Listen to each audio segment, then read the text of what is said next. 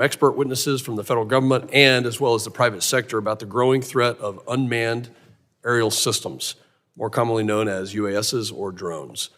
We will hear from two panels today, and our first panel consists of three witnesses from the federal government. Good afternoon.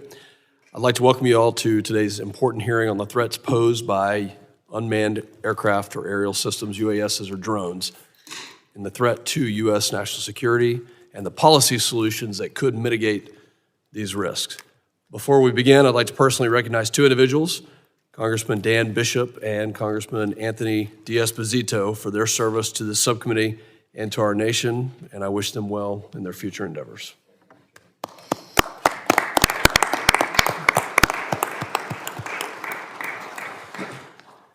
As we sit here today, we are at a critical juncture in the evolution of military technology, commercial innovation, and cybersecurity. UASs have become a transformative force. They've been used in countless positive ways that include revolutionizing many industries like agriculture, logistics, film production, and others, while also improving capabilities for humanitarian relief and law enforcement. However, as with any powerful technology, UAS have also introduced significant security challenges. In recent years, the proliferation of UAS, both domestically and abroad, has raised serious concerns regarding the potential misuse and criminal activities, espionage, and more alarmingly, in threats to U.S. national security. From foreign adversaries seeking to exploit UAS for surveillance and intelligence gathering, to the growing risk of UAS being weaponized to attack critical infrastructure, sports stadiums, our vulnerabilities are clear. The risk posed by commercial and military-grade UAS in the hands of rogue states, non-state actors, terrorist organizations, and even individuals cannot be overstated.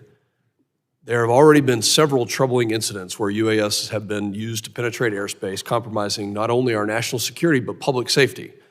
Threats to our homeland can also derive from the manufacturing of products that Americans frequently use. A glaring example is the widespread use of drones manufactured by Dajiang Innovations, DJI, a Chinese company whose products are deeply embedded in U.S. industries and critical sectors. These systems raise national security concerns, including risk of unauthorized data access and systemic vulnerabilities.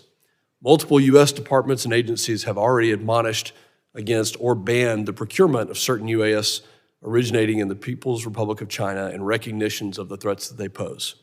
Just this past October, reports indicated that CBP is blocking the importation of some UAS produced by DJI due to potential violations of the Uyghur Forced Labor Prevention Act, which is a law that prohibits the importation of goods into the U.S. produced in whole or in part with forced labor out of the PRC. We must work to protect U.S. communications equipment while strengthening U.S. supply chains by ensuring foreign manufactured technologies that pose security threats cannot operate in U.S. networks. The threats posed by UAS continues to present challenges. The U.S. border is one of the most significant vulnerabilities when it comes to this type of threat. UAS have already been used to circumvent traditional border security measures such as fences, walls, and surveillance towers. UAS have been used to smuggle drugs and weapons across the border and surveil CBP locations for human smugglers to then evade detection. CBP officials have consistently raised concerns that Mexican narco-terrorist gangs are using weaponized UAS only a short distance from the U.S. border, and in many cases operating inside the United States.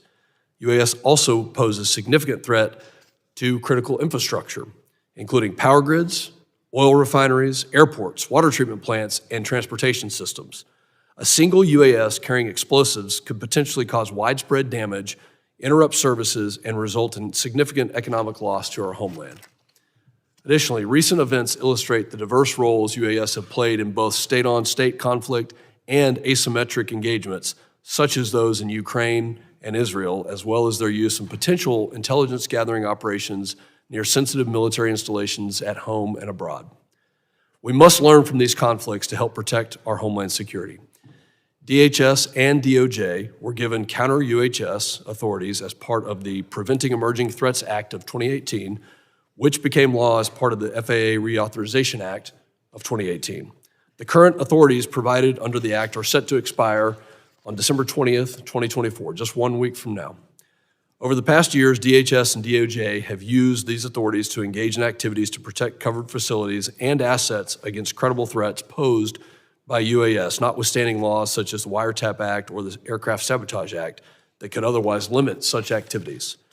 It's imperative that we not only make sure that the current authorities are extended to protect our national security, but also work together to responsibly reform the current legal authorities that provide federal agencies with critical tools to mitigate credible threats posed by UAS. I'd like to applaud Chairman Green as well as Ranking Member Thompson for their bipartisan work alongside members on T&I and Judiciary for introducing H.R. 8610, the Counter-UAS Authority Security, Safety, and Reauthorization Act of 2024. This legislation will renew and reform current counter-UAS legal authorities. The legislation will also modify and improve counter-UAS authorities of the Federal Aviation Administration, enhance important protections for the civil liberties of Americans using UAS in a legal and responsible manner, and strengthen public safety in communities throughout this nation. For instance, the legislation requires DHS to establish a counter-UAS mitigation pilot program under which selected state and covered law enforcement agencies may operate approved counter-UAS mitigation systems and mitigate unauthorized UAS operations on behalf of covered entities at a number of sites each. Today, we're going to hear from experts in the fields of national security, law enforcement, defense, and technology who will provide insights into the threats posed by the UAS and family of systems to our homeland and efforts to address these challenges. And I just want to say, if you're watching the news today, we've had several incidents that have occurred and are occurring right now in places like New Jersey. Recently, we had an incident at Langley Air Force Base. The threat is real. This hearing, I think, will address many topics. Maybe we don't have all the answers that come out of this hearing, but my hope is that by having this hearing, by asking both the government and non-governmental panel, that we can get to the right questions, and we can, if we don't have the right policies in place, then let's get those policies in place. If we do, and the authorities are there, then let's figure out what we can continue to do to keep our homeland safe. There's many aspects of this, but the most important aspect is the safety and the security of every American citizen and the life that we live here. I look forward to hearing from our distinguished panels today and working in a bipartisan manner. I now recognize the ranking member of the Subcommittee on Counterterrorism, Law Enforcement, and Intelligence, the gentleman from Rhode Island, Mr. Magaziner, for his opening statement. Well, I thank Chairman Pfluger for calling this important hearing and all of my colleagues for participating. The proliferation of unmanned aircraft systems has created a technological arms race between criminals who use UAS technology to plot acts of terror, traffic fentanyl and other illegal substances, and invade the privacy of ordinary Americans, and law enforcement agencies tasked with keeping our homeland safe. Both the criminals and law enforcement agencies are innovating at a rapid rate, and it is important that the federal government keep up.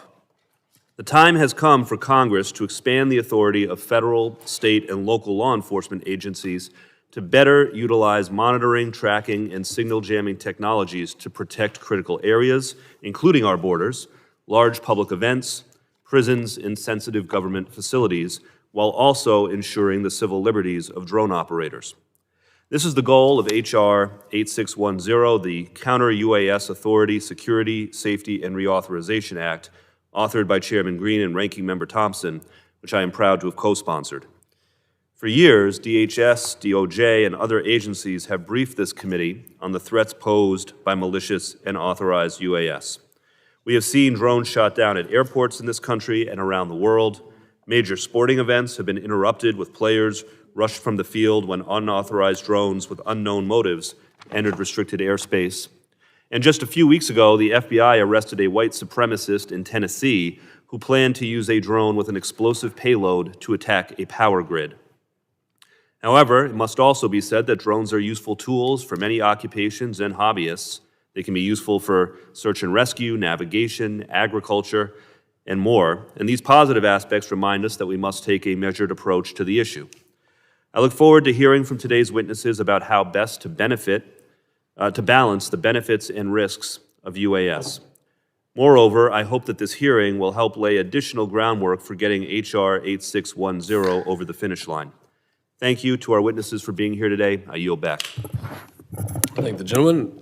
The chair now recognizes the chairman of the Subcommittee on Transportation and Maritime Security, the gentleman from Florida, Mr. Jimenez, for his opening statement.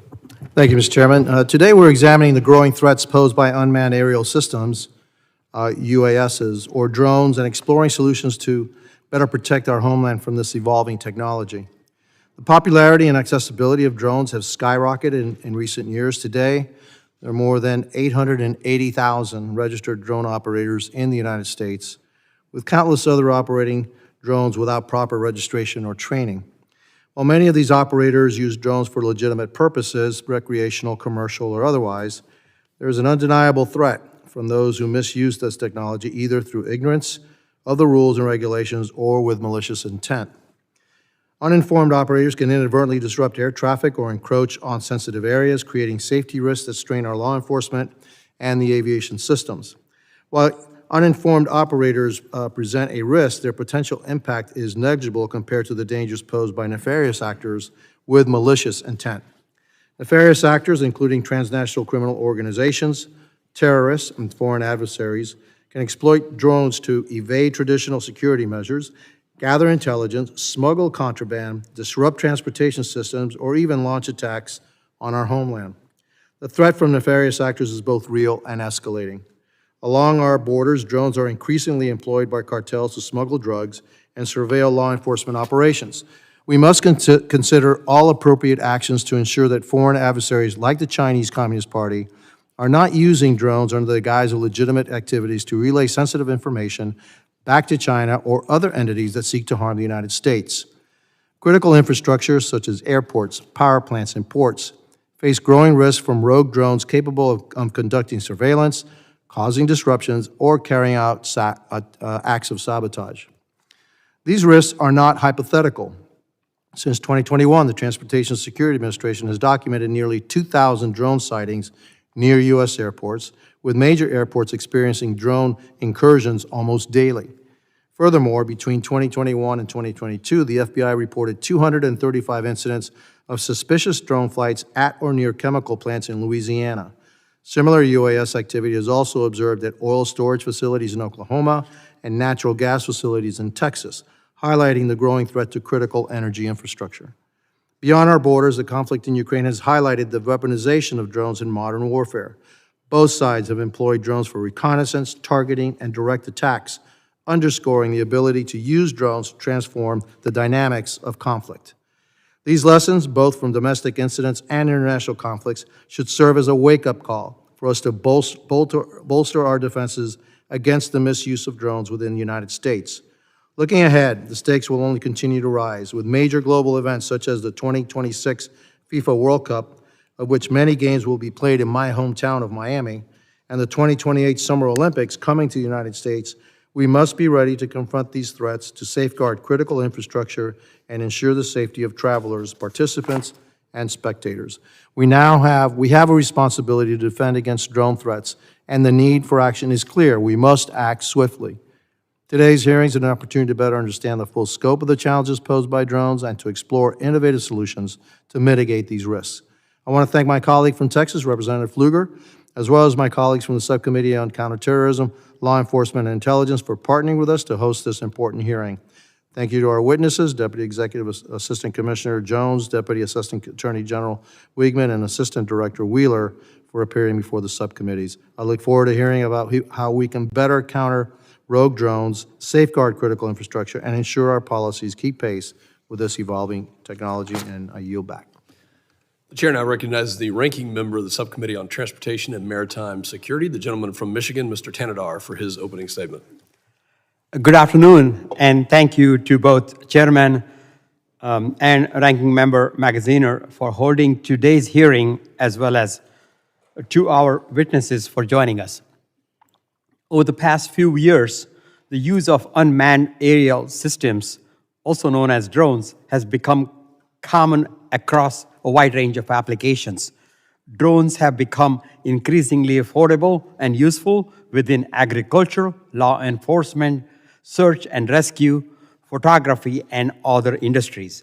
However, as the airspace becomes more and more crowded with unmanned aircraft, we must ensure the government is prepared and empowered to protect the safety and security of U.S. critical infrastructure and the American public. In 2018, Congress enacted initial authorities for the executive branch to begin testing and operating counter-drone technologies, also known as CUAS technologies.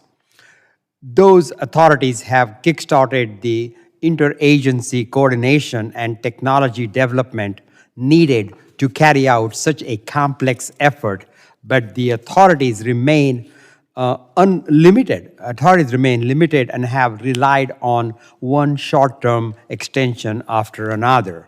I hope Congress will act early next year to advance legislation to extend and expand these authorities. As we do so, we must ensure the government's counter-drone activities appropriately protect privacy and civil liberties and do not have unintended impacts on the safety of the national airspace. As ranking member of the Transportation and Maritime Security Subcommittee, I am especially interested in making sure airports are protected from threats posed by drones. Already, we have seen major airports shut down due to errant drones causing significant delays. Introducing new technologies that affect radio signals is especially sensitive within the airport environment and other urban environment. So we must ensure such technologies are carefully tested. I look forward to hearing from our witnesses today about how Congress can push our counter-drone efforts into a new phase in a measured yet meaningful manner. Again, I thank our witnesses and my colleagues, and I yield back. Other members of the committee are reminded that opening statements may be submitted for the record. I'm pleased to have a distinguished panel of witnesses before us today on this very important topic, and I ask that our witnesses please rise and raise their right hand.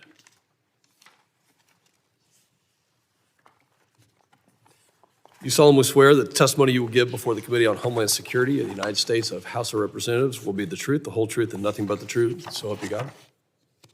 Thank you. Let the record reflect that the witnesses have answered in the affirmative. I'll now introduce the witnesses. Mr. Keith Jones is the Deputy Executive Assistant Commissioner for Air and Marine Operations. He has over 32 years of law enforcement experience. Notably, he has helped found the San Diego Sector's Border Patrol Search, Trauma, and Rescue Team and was the primary driver of its national expansion. Mr. Robert Wheeler Jr. serves as the Assistant Director of the FBI's Critical Incident Response Group. His responsibilities include providing expertise in crisis management, negotiations, hazardous devices and tactical operations, behavioral assessment, surveillance, and aviation. He joined the division in July of this year. And Mr. Bragg Wigman serves as the Deputy Assistant Attorney General for National Security at the U.S. Department of Justice. He has spent his career as a government attorney with legal experience at the Department of Defense, Department of State, and at the National Security Council. We thank all of you for being here today. We'll now begin with opening statements. I know that you have submitted written statements as well, and thank you for that. And if you'll please adhere to the 5-minute summary of your statements. We'll start with Mr. Jones. You're now recognized. Thank you, Chairman. Good afternoon, Chairman Pfluger, Ranking Member Magaziner, Chairman Jimenez, and Ranking Member Tanadar, and distinguished members of the subcommittee. It's an honor here to be here today on behalf of U.S. Customs and Border Protection to discuss the CBP authorities and capabilities dedicated to countering threats posed by the malicious use of unmanned aircraft systems, commonly called UAS or drones. Throughout my 33-year career in border security, first with the U.S. Border Patrol and now Air and Marine Operations, I've witnessed transnational criminal organizations, or TCOs, and other malicious actors leveraging technology to circumvent U.S. law enforcement. In recent years, I've devoted significant time to understanding the increasing UAS threat to border security and coordinating CBP's strategic response. Air and Marine Operations is CBP's executive agent for counter-UAS operations. We work alongside our U.S. Border Patrol and Office of Field Operation counterparts to detect, track, and mitigate the threat of these aircraft along our borders. We also collaborate with our DOJ and FBI partners on investigations, as well as CBP Innovation, the DHS Science and Technology Directorate, Department of Defense, private industry, to identify technologies that can improve our mitigation and domain awareness capabilities. I'd like to emphasize three important aspects of this subject today. First, the current state of UAS threats to border security. Second, how our critical authorities enable us to respond. And finally, the importance of improving CBP's domain awareness capabilities and technology to detect and mitigate UAS threats. First, UAS activity along the border is increasing rapidly. During a recent 6-week period, CBP sensors recorded more than 6,900 drone flights within close proximity of our borders. It is these flights, particularly those in areas of high illicit activity, that present the greatest threat to the safety of CBP's frontline personnel, pose a serious collision risk to our crewed aircraft, and diminish the effectiveness of our border security operations. Although intent cannot be derived from border proximity alone, through our intelligence processes, CBP has associated a large percent of these drone flights with nefarious activities on the ground. TCOs have fully integrated UAS technology into their operations. Of most concern to CBP is the wide use of drones to conduct reconnaissance of CBP law enforcement personnel, their locations, and their activities. This technology enables smugglers to guide non-citizens or transport contraband across the border without encountering any law enforcement. Additionally, to a lesser extent, TCOs have used drones to fly contraband over the border. And most drones have limited payload capacity. An average recreational drone can carry only a few pounds, but the potential risk is still significant. A few pounds of narcotics, specifically fentanyl, or a few pounds of explosives could cause serious harm. The increasing use of UAS brings me to my second point. The authorities provided by Congress through the Preventing Emerging Threats Act are essential for CBP to detect and counter this serious threat. In accordance with the Act, DHS policy guidance and internal policy, CBP conducts counter-UAS operations in 10 high-risk sectors along the southwest and northern border, as authorized by the DHS Secretary. Our operations target specific threats to covered facilities or assets while safeguarding privacy, civil rights, and civil liberties. Obtaining authorization to implement counter-UAS operations is a rigorous and precise process. It requires a credible threat determination based on extensive analysis and evidence, as well as correlation with actionable law enforcement information. Using our authorities and targeted approach, CBP mitigated 86 UAS threats at the border in fiscal year 2023 and 60 in FY24. CBP also mitigated 16 UAS as Special Event Assessment Rating, or SEER, events in FY 2023 and 49 in FY24. CBP has mitigated 3 unmanned aircraft systems so far in FY 25. Finally, TCOs are rapidly obtaining larger, more maneuverable drones with a higher capacity for payloads and the ability to fly longer, higher, and farther. We're also tracking the threat of drones used for kinetic attacks with payloads of explosives, firearms, or weapons of mass destruction. We're already seeing drug cartels in Mexico use drones to attack the military, police, and their rivals. This means CBP needs these critical authorities, advanced technology to maintain the strategic advantage, and continued commitment to achieving persistent domain awareness. CBP is dedicated to our security mission, and with your support, we will continue to counter this rapidly evolving threat and expand our risk-based implementation of counter-UAS operations along the border. Thank you for the opportunity to appear today, and I look forward to your questions. Thank you, Mr. Jones. The chair now recognizes Mr. Wheeler for his opening statement of 5 minutes. Thank you, and good afternoon, Chairman Pfluger, Chairman Jimenez, Ranking Member Magaziner, and Ranking Member Tanadar, other distinguished members of the committee. Appreciate the opportunity to testify on behalf of the FBI. I currently serve as the Assistant Director of our Critical Incident Response Group in Quantico, Virginia. I've done that since July, as you've mentioned. In that capacity, I lead the FBI's efforts regarding both our pre-crisis planning and response to critical incidents and major investigations, which includes responsibility for our counter-unmanned aircraft program. As UAS use continues to rapidly grow among the public, commercial, and military and law enforcement sectors, this technology also lends itself to increased malicious use by state, non-state, and lone actors, as you know. This technology poses some unique security challenges for us. Just this year alone, we've seen concerning increase in the use of UAS in the commission of crimes with the intent to cause injury to U.S. persons on U.S. soil. A Chinese national recently pled guilty to 2 misdemeanor counts for using a UAS to conduct espionage at a U.S. naval facility in January, We believe UAS are being flown for similar purposes over sensitive facilities across the United States. Just last month, the subject was arrested and charged in Tennessee for attempting to use a UAS with an explosive device to destroy an energy facility. That is the same case mentioned by the ranking member. That subject was driven by an ideology to disrupt society through the collapse of the national power grid. Those are two examples of the evolving ways that UAS are being used to harm us and our interests. With the enactment of the 2018 Preventing Emergency Threats Act, the FBI was granted the authority necessary to mitigate a range of UAS threats in the protection of special events, emergency response, federal investigations, personnel, and facilities. Specifically, the legislation authorizes DOJ and our partners at DHS to conduct counter-UAS operations in limited circumstances to identify, track, and mitigate credible threats. I'd stress the importance for reauthorization of the counter-UAS authorities, as you know, expire December 20th. Failure to extend the authorities beyond then would cause significant impacts on our ability to protect the public. A durable extension is also extremely important. Our experience has taught us that short-term extensions to counter-UAS authority effectively prevent the Bureau and our partners from budgeting and staffing in ways which would allow us to execute a long-term strategy. We know that Congress is considering extensions of 5 years or more, and we thank you for that consideration. The FBI strongly supports pursuing expanded counter-UAS authorities for state, local, tribal, and territorial partners as robustly and swiftly as prudently possible. SLTT partners have repeatedly informed us that existing counter-UAS authorities are inadequate. Since our counter-UAS authority was granted in 2019, the FBI has adopted 69 operational missions using this authority and provided limited support to 121 other events. We've detected over 1,000 UAS in violation of federal law during these missions.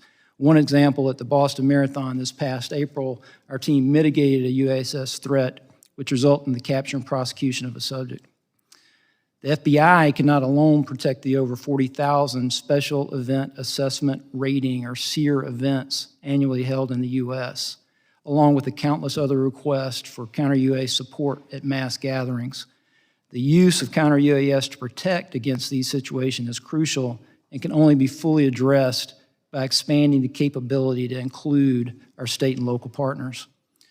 In closing, we remain committed to protecting Americans by countering the malicious use of this technology. The reauthorization or long-term extension of this legislation is essential to continue our mission in combating the evolving threat. And we look forward to working with you in establishing sustainable strategies to mitigate the threat going forward. Thank you. Thank you, Mr. Wheeler. The chair now recognizes Mr. Weigman for his opening statement of 5 minutes. Thank you. Good afternoon, Chairman Pfluger, Chairman Jimenez, Ranking Member Magaziner, Ranking Member Tanadar, and other distinguished members of the committee. Thank you for the opportunity to testify on behalf of the Department of Justice. As my colleagues have just said, we are committed to continuing to work hard to protect the American people from the threat of illicit drone use. But to do so most effectively, we need additional legal authority. As drones become more and more prevalent in our airspace, merely continuing with our current authorities is insufficient to address the current scale of the threat. More than 2 years ago, I and others from DHS and the FAA testified before a Senate committee about this growing threat and the need for a more durable and significantly expanded legal framework. Since that time, the Congress has provided extensions of existing counter-drone authority while considering how best to expand it. We are very grateful that both the House and the Senate continue to agree that this authority must not lapse. The Department is eager to share with you the lessons gained from our experience to help reach consensus about how much and in what way to expand the existing law. Now, the reason we need legal authority is that without it, use of the most effective types of drone detection and counter-drone technologies could violate criminal laws, including those that prohibit destroying or disabling aircraft in flight and intercepting signals and communications. As has just been said, our current authorities will lapse within the next 10 days unless reauthorized. So our first priority is for Congress to reauthorize the existing law.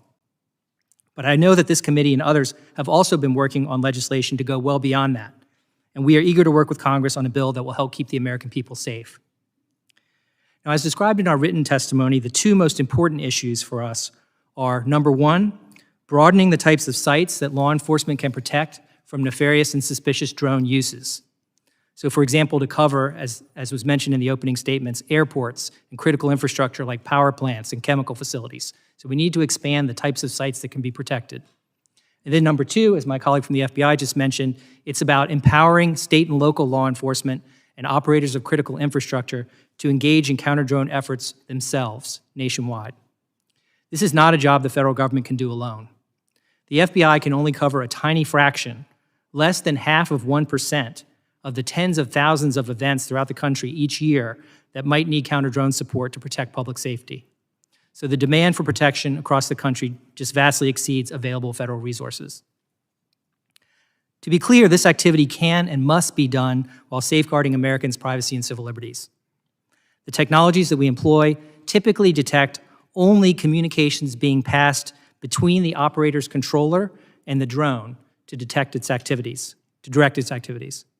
They do not extract text messages, email, or internet search histories from phones or tablets used to control drones, nor do they allow law enforcement to listen to voice calls. We collect information such as the drone vendor and model, the drone and controlling device serial number, the geolocation of the drone, the location of the controller, and the most recent takeoff and home location. This is very much like the information required to be broadcast by manned aircraft, and which is now required under FAA's remote ID regulation to be broadcast by drones as well. And we use this information to further investigate when a crime involving a drone is suspected.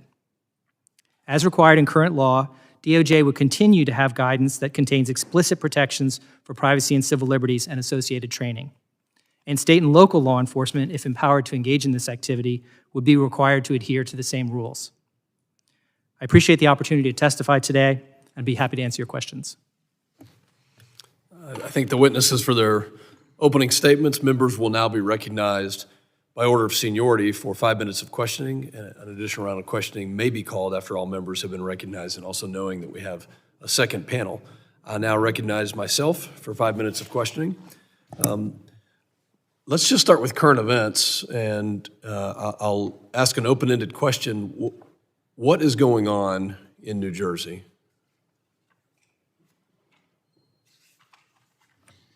So, sir, the FBI and our Newark field office, along with the state and local partners there, the Bureau is actively investigating the situation you mentioned, just the unexplained sighting of drone activity over that part of New Jersey, including proximity to sensitive sites and areas of concern. So we do not attribute that to an individual or a group yet. We're investigating, but I don't have an answer of who's responsible for that, of one or more people that are responsible for those drone flights. But we're actively investigating. What the Bureau has done to aid our state and local partners is what we generally do, enlist the help of the interagency, enlist the help of the public. There's a tip line there, that 1-800-CALL-FBI, tips.fbi, for information from the public that could help us resolve this. It is concerning. Is the public at risk? Is public safety at risk? Are we concerned that there are nefarious intentions that could cause either national security or a public safety incident that would put Americans at risk? There's nothing that is known that would lead me to say that, but we just don't know, and that's the concerning part. I think the fact that we have these unknown drones, UASs, that are flying over either critical or sensitive facilities is exactly why we're having this hearing. And Mr. Jones,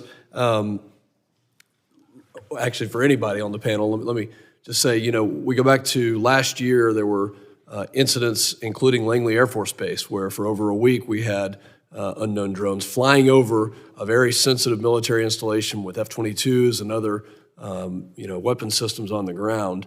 And I think that was cause for concern.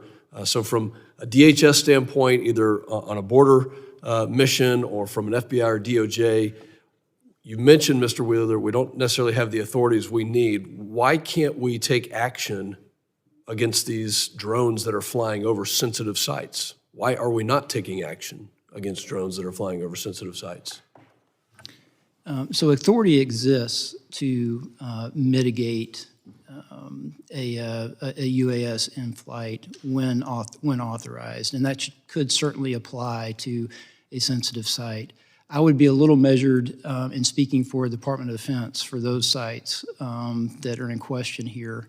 But I will say that we're, for the FBI, in a position, close liaison relationship with the Department of Defense and those areas that you mentioned, and will help in every way possible.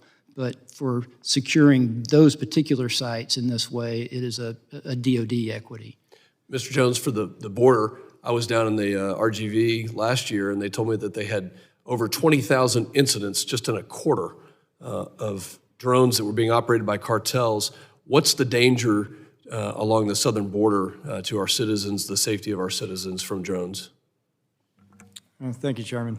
So you touched on the volume of activity within the 500 yards of our contiguous border, the south and even on the north is staggering. We have deployed detection technology. You mentioned 20,000. The significant threat is counter surveillance. They are surveilling law enforcement activities. They're doing this 24/7, 365.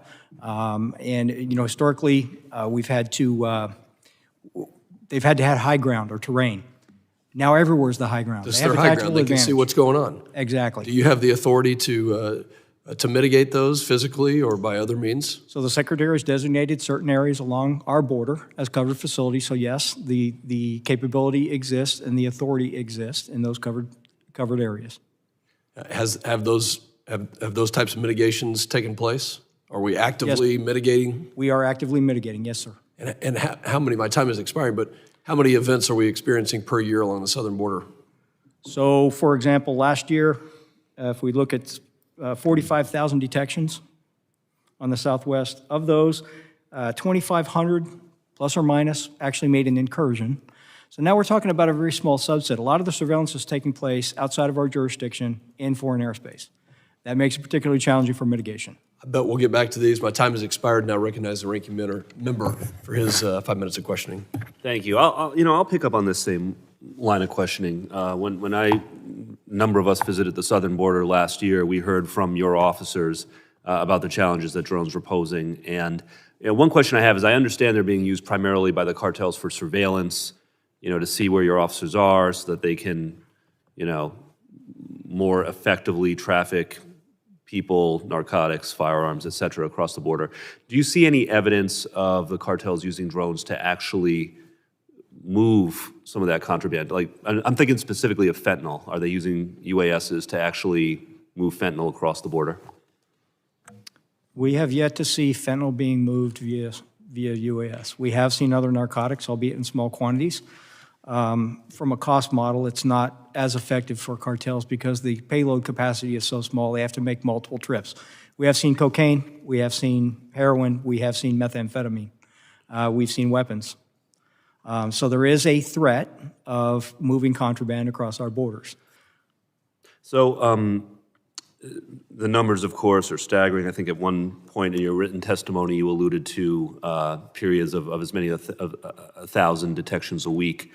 But the number of mitigations at the southern border was 86 in fiscal year 23 and 60 in fiscal 24. So why so few as a percentage of the whole? What are the barriers that you're facing?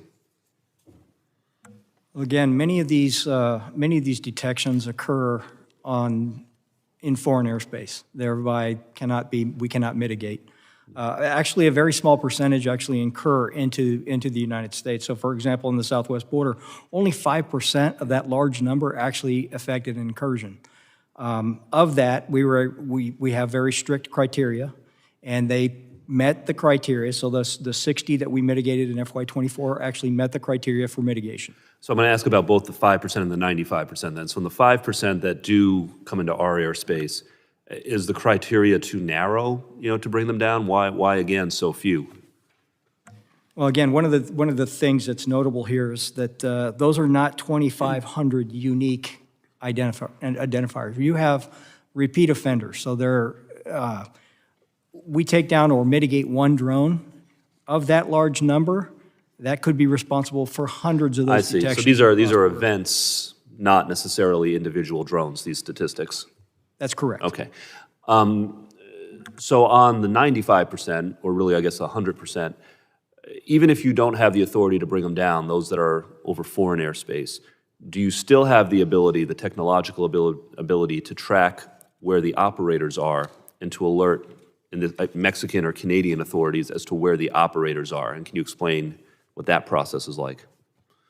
Absolutely. And we do communicate directly with our foreign partners, and our communication is healthy, our sharing of information is healthy. And so what you just described is exactly what we do. And is it working? Does it happen? I mean, when you notify Mexican authorities, for example, that, hey, we've got a drone and we know where the operator is, I mean, are they pursuing the operators? Do you have success stories? Again, are there gaps that need to be filled in that process? Can you elaborate?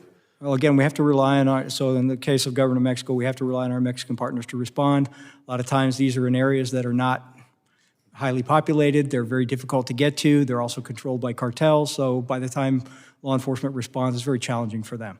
It's not from lack of effort or lack of communication. It's just a very difficult environment. With the minute that I have left, I'll shift to Mr. Weekman. On the issue of special events, of SEER events, can you just elaborate a little bit more about why it is so important that the state and locals have expanded authorities, and what should the appropriate guardrails be, for those expanded authorities? Yes.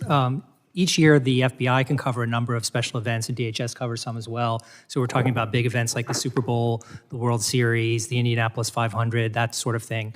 But obviously, those are not the only events that could be subject to an attack or a drone threat. You have many other football games, baseball games, soccer games, the World Cup. And if you add them all up, just focused on sporting events, even forgetting about New York Times, New Year's celebration, there's all manner of events. So we can only cover a tiny fraction of those in any given year. And so if Congress gives the authority to state and locals to engage in the same activity, that vastly expands the scope of what counter-drone protection I'll just can be note for the provided. record, thank you. I understand the need to expand that authority for the state and locals for these special events. I will just highlight, though, I think training is going to be very important in this, because there are plenty of people who fly drones at high school football games and stuff for legitimate reasons, and we'll just need to make sure that the state and locals have the training to know how to kind of go after the bad guys without overly penalizing the good guys. But I take your broader point, and Absolutely. I yield back. That's a big part of it, the training. Gentleman's time has expired. The chair now recognizes the gentleman from Florida, Mr. Jimenez, for his. Thank you, Mr. Chairman. I know that we face significant threats now from the technology that we have right now, but right around the corner, if not already here, is AI. And so some of the techniques that we use to mitigate current drones won't work on AI because they won't be piloted. They'll be just given a mission, they'll be given parameters of what to hit, and they'll hit it by themselves. They don't need to be piloted. Do we have any capabilities to actually go kinetic, actually knock these things down, either through some kind of a projectile or with high energy that fries the systems? Do we have any of that available anywhere? Thank you for the question. So without tipping our hand to our adversaries, I think it would probably be best, and we'd look forward to providing you a detailed briefing on our capabilities, kind of where our heads are at on, and we share your concern. Yeah, because I think that not only concerns me in as far as Customs and Border Protection and our personnel, but also airports, large events, et cetera, where these drones can be used for really destructive purposes. And so I'm really, really worried about that. Mr. Jones, you said that you had legal authority to disable, to mitigate drones in certain areas. We have about a 2,000-mile-long border. So those areas, how many miles of the 2,000 do you actually have the authority to mitigate these drones? Chairman, again, we're starting to get into an area I'm not comfortable with in an open forum, but we'd love to dock those details with you behind closed doors. I take that to mean there's not too many miles, okay? So that's fair enough. Have you seen any kind of, we know that the cartels, especially the Mexican cartels, are working with the CCP, the Communist Chinese Party. The CCP provides the chemicals to the cartels who then produce the fentanyl that's killing thousands of Americans every single year. Do you see any link between, we see that link, do we see any links between the CCP, China, and the drones, the technology that's being used to surveil our border, and it's being used to help the cartels in their quest to transport people, drugs, guns, everything into the United States? It's no secret that the preponderance of the UAS technology is manufactured in China, and that the cartels are using that very technology. We share your concerns. There's a reason why we don't use Chinese drones. And whether they knowingly or unknowingly are potentially collecting information for the government of China.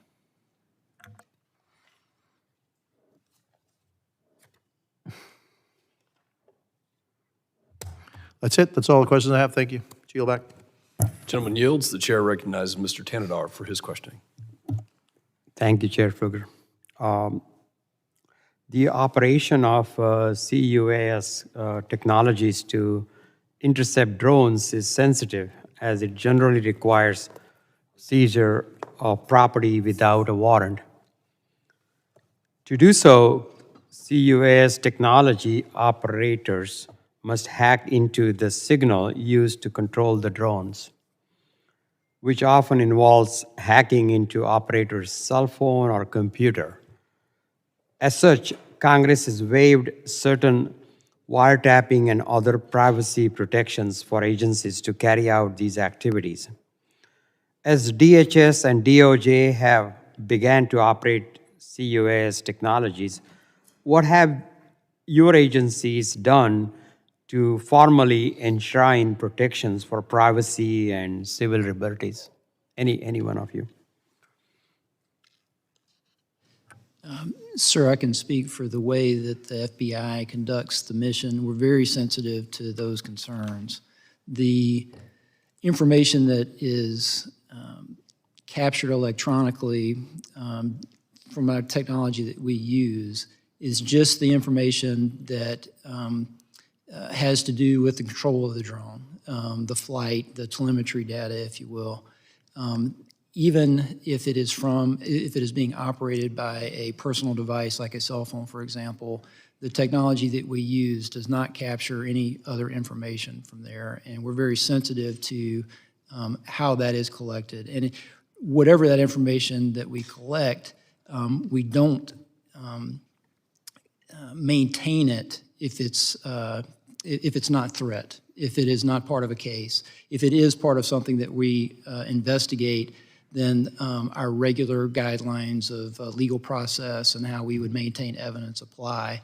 But we're very sensitive to privacy concerns and making sure we get it right and do it correctly.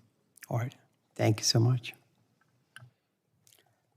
Congress is currently considering authorizing a pilot program for state, local, tribal, and territorial law enforcement agencies to operate CUAS technologies. Expanding these authorities must be done carefully, as doing so requires waiving wiretapping protections and other critical protections to place to protect privacy and civil liberties. How can we ensure the operation of such technologies, potentially by a large number of law enforcement agencies, will be closely coordinated with and overseen by federal authorities? Mr. Wigman, most critically, how can we protect privacy and civil liberties? Thank you for the question. So if the pilot program, the state and local pilot program that you mentioned is adopted, there would have to be, the law would require training for all state and local officials. It would also require them to follow the same procedures that my FBI colleague just mentioned in terms of the type of technology they can use, the type of data that they can collect, the rules of engagement, what type of facilities they can correct so that they do it safely. They'd have to work with the FAA. All of their activities would have to be approved by DHS and Department of Justice, working with FAA. So it's quite a labor-intensive kind of process that we're envisioning under the state and local pilot program to basically get state and local authorities up and running so that they can mirror and do the same things that we do at the federal level. And that includes protecting privacy and civil liberties. Thank you. Thank you so much, and I yield back. Gentleman yields. Chair now recognizes the gentleman from North Carolina, Mr. Bishop. Thank you, Mr. Chairman. How do I pronounce your name? Is it Weigman? Or It's Wigman. Wigman. Yeah. Mr. Wigman, I want to bore into this just a little bit more. So, and some of the questions have indicated and the answers indicate you got to be careful about revealing specific technological things. But I noted one thing when you were testifying, you said that the reason you need expanded authorities, I believe I got this right, is that the effective technologies to deal with this could violate laws on intercepting aircraft in flight and intercepting transmissions.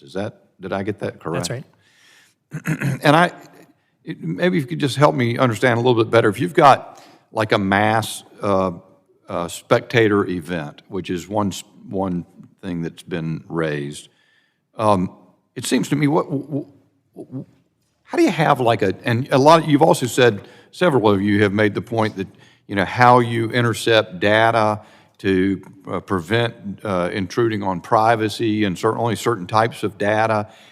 And I must tell you, that has a sophistication level I don't really understand. Why not just have a rule that anybody who flies a drone near a mass spectator event, the drone's going to be destroyed in the air? Is that something that it'd be hard to do? And then why do you need to intercept data in order to do that? If the object is there, destroy it. So it's a good question. I think the way it works, as I understand it, and my colleagues can talk about this operationally, if you had, let's say, a football game, and you would have a perimeter, it would be declared as a temporary flight restricted area. Okay. So around that, you're going to have a buffer zone. You have an area where it's a no-go, and then you have a larger area around that where you might want to detect what's flying, and then you have a larger area around that where you might be tracking, but regular commercial drone use is okay. And so as they're getting closer and closer to the facility, you're detecting originally the signals to see what is that drone. You're trying to identify the drone. Oh, is that a UPS? Like a long distance radar or something like that. Exactly. Heads-up So radar is that a UPS drone that's just delivering a package somewhere? Let it go on its way. Is it getting closer and right into the zone where you're going to have to do something against it? So it's kind of a calibrated thing, and as you get closer and closer, then that's where you take the opportunity to use the technology to jam it. Is most frequently rather than destroy the drone. You're interfering with its navigation in a way that confuses it and requires it to land. And that's what they do in these scenarios to make it land somewhere rather than it's not the same as like shooting it out of the sky is my understanding of how it works. You're instead using electronic things to bring it down. So that's essentially how it works. Is the technology, and I've always been curious about that. I've asked that, first time I asked it in a hearing a couple of years ago, there's a twitter of laughter throughout the room about naivety of thinking you could destroy the thing in the air, and I guess maybe if it leaves debris to fall or something, I could understand It could be that. dangerous also, I think. Yeah. If you were just to kinetically destroy it, I imagine there'd be some hazards with that. Should the average person looking at this or the average congressman trying to understand it believe that these technologies where you can use electronics to force the device to land are successful or have a high degree of reliability? Maybe I'll direct that to Mr. Jones. Yeah. So there's also non-destructive kinetic capabilities. So one thing from a law enforcement perspective we have to remember is that if we can capture a drone, there's a forensic capability that allows us to glean information.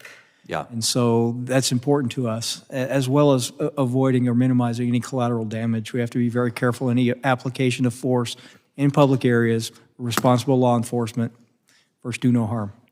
Is any witness able to testify? Because what you've essentially laid out is we've had a series of short-term reauthorizations of what you had, the authorities that now exist, and the issues you want to expand the authorities. And I have concerns, especially after a variety of ways in which I think government authority has misused power to intercept information or learn information about the American people and has gone too far. What are can anybody describe what the hesitancy is and why they're not significant, or why they should be overruled and proceed with this more expanded authority? Mr. Wigman? hesitancy in adopting the expanded authority, or? Yeah. Well, that's kind of hard for us to answer because we support expanding the authority. But understand. I think that it's important to recognize when you talk about intercepting signals and so forth, as I mentioned in my opening statement, as Assistant Director Wheeler just mentioned, the types of signals that we're getting are the same types of information that is actually required to be broadcast and that anyone can pick up with a drone today, as the FAA's rules. So we're not talking, there is I guess a privacy interest, but it's the same type of information that we're now requiring, and it's a new regulation, but requiring drones to broadcast so that anyone can pick up, because it's really just about the communications between the drone and the controller, so that we can figure out where is that person, what's the registration, what's the model, how do we deal with it. So I think the privacy interest is limited. My time has expired. Thank you very much. I yield back. The gentleman's time has expired. The chair now recognizes the gentleman from California, Mr. Correa. Thank you, Mr. Chair, and I want to thank the gentleman or witnesses for being here today. Very timely issue for all of us. I think your testimony and the questions show that a little bit of a tension here between private property, private rights, but I think the bigger one here is protecting public safety.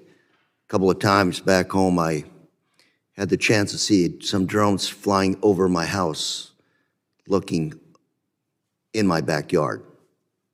Frustrating, angry, didn't have any kinetic weapons with me, so they came and went. But on a serious note, I'm home to Disneyland.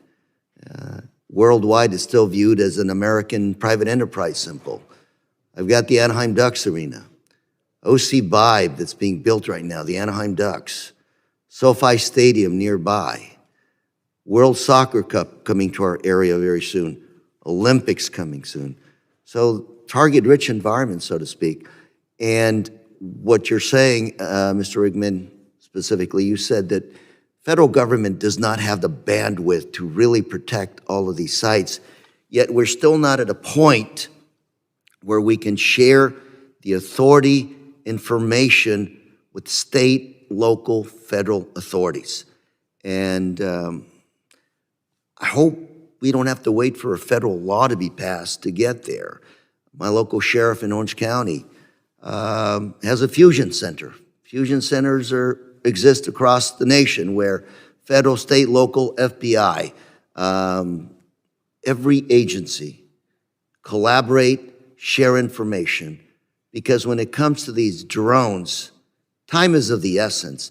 Authority to neutralize these things is of the essence. And I guess my question to each and every one of you, starting with Mr. Jones, do you know of any efforts right now to coordinate with our locals to begin sharing, creating the local authority to be more effective at protecting our citizens? Mr. Jones.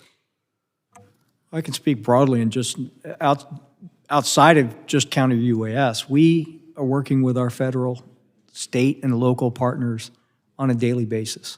Whether it's counter fentanyl, counter UAS, just general public safety, they're our partners. We're all on the same team. I'm glad we you need hear the you say authority. that. Go ahead. We need the authority to designate select state and local law enforcement, and then with approved equipment, and just like my colleague We stated. need a federal law. Yes, we do. Some of us here could probably do something like that, Mr. Chairman. Hope we can also, I didn't hear it, I know Mr. Jimenez talked a little bit about Mexico, cooperation, any there? This is something that deals with both sides of the border. Like I stated earlier, our relationship and our information sharing with Mexico is healthy, both at the local level through the U.S. Border Patrol Foreign Operations branches, as well as our communications with Mexico City. Thank you very much. Mr. Wheeler, same question to you. Do you know of any efforts to coordinate past laws to help us work with the locals to protect our citizenry? Sure. I would illustrate as maybe a good example for the situation in New Jersey and our Newark division we talked about earlier. The FBI Newark JTTF, comprised of a lot of state and local officers that work on the JTTF, are our people that are actively investigating this matter. Are there any efforts to pass legislation that you're aware of to give the locals the authority to neutralize, monitor these aerial vehicles? Well, that's not my purview for the legislation, but I if can you were certainly tell aware you, of I any. support capacity building for Mr. state and Wigman, local my police. last 30 seconds. That's what we're here for, Congressman. There's a Senate bill, there's a couple of House bills. All of them, Good. to different degrees, would provide additional authority to the states, both at a minimum to do detection only, and then on a pilot program Beyond to do those the bills, mitigation as do you well. So see that's what we're here for. beyond those bills, any other authorities that are needed to be vested in the locals to do their job? I think those bills are where we should focus, At and this coming time. up with something that's will work. Thank you very much, Mr. Chairman. I'm out of time. I yield. Gentleman's time has expired. The chair now recognizes the gentleman from Louisiana, Mr. Higgins. Thank you, Mr. Chairman. Gentlemen, thank you for being here today. It's been referenced that there are federal laws against intercepting aircraft or intercepting communication signals, and it's been cited today regarding absence of a specific federal law authorizing local law enforcement to use existing technologies to mitigate against an unmanned aerial system threat or a drone threat. Let me say that, Mr. Chairman, I believe that the 10th Amendment already extends such rights to the sovereign states. And let me say that the current law, the current federal law that authorizes specific federal law enforcement agencies to use existing and emerging technologies to mitigate against unmanned aerial systems. Yes, that authorizes those specific federal agencies to deploy that technology, but it in no way does a current law prohibit the rights of the sovereign state to authorize their own state and local law enforcement to use existing technologies and emerging technologies in a law enforcement capacity. Mr. Wigman, is it against the law for one American to strike another American? Yes, it is. It's not a trick question. Is that against the law? Obviously, it Yes, depends on the context. There could be Of course, self-defense, there's a whatever, general but law against generally, that. yeah. But is it allowed for a law enforcement officer who has probable cause to detain you or arrest you? Is it allowed for him to strike you in order to effect that arrest? Yes, of course he can. Is there a law against me crashing my car into yours purposefully? Yes, there is. But Mr. Jones, are you familiar with the pit maneuver? Of course, law enforcement has been using this for decades. We use our vehicle to crash into a suspect vehicle in a particular manner reflective of our training in order to effect the arrest. We're using the current training standards and the technology of our vehicle that we have deployed to effect that arrest. That's not a vehicle crash. It's a law enforcement action. That's broadly known. Everyone knows it's against the law for one American to shoot another one. But a law enforcement officer, in order to effect arrest, if he needs to escalate to lethal force, we know a law enforcement officer has that authorization through federal and state laws. So, yes, there's plenty of laws. You guys love to cite these laws that exist so we cannot intercept an aircraft. We understand that. But if intercepting the aircraft is a law enforcement action, which using existing technology to mitigate against an unmanned aerial threat, Mr. Chairman, these technologies exist, and absolutely our local and state law enforcement entities should have access to the same technologies that we seem to be very protectively reserving for only select federal agencies. So, Mr. Jones, you had stated earlier, good sir, and thank you for wearing the badge, my brother. You had stated earlier that yes, you're deploying these systems, but please clarify for America that there are great restrictions on actually deploying the technology to land a drone. You're using the technology primarily to track criminal drones, but you're not using that technology primarily to land drones, which is what the technology does. Am I correct in that assessment or not, Mr. Jones? Well, both are true. We are using technology to track the drones. We are also using technology and electronic means to intercept and land the drone at a place of our discretion. And give us the numbers by percentage. If you track 100 drones, how many are you landing? Well, like I stated earlier, for FY24 Southwest border, we actually landed 60 of them, mitigated 60 of those aircraft. 60 of the 45,000 that you encountered? Well, there you go. That's what I'm saying. You're using the technology to track, but you're not using the technology to fully mitigate. So this is what we've been talking about for a year, Mr. Chairman. This technology, by 10th Amendment right, belongs to the sovereign states, and they should be allowed to fully deploy it. Thank you, Mr. Chairman. I yield. Gentleman's time has expired. Chair recognizes the gentleman from Texas, Mr. Gonzalez. Thank you, Chairman. And, sometimes I feel like I'm in the twilight zone up here. Like month after month, people come before us, they testify, and you don't get a lot of answers. And it's concerning, it's frustrating. You're telling me we don't know what the hell these drones are in New Jersey are? Is that correct? That's right. It's crazy. I mean, that's crazy. That's madness that we don't know what these drones are. You're telling me that a lot of these, Mr. Jones, you're telling me that 90%, 95% of these drones along the U.S.-Mexico border, we can't interact because they're not in U.S. territory?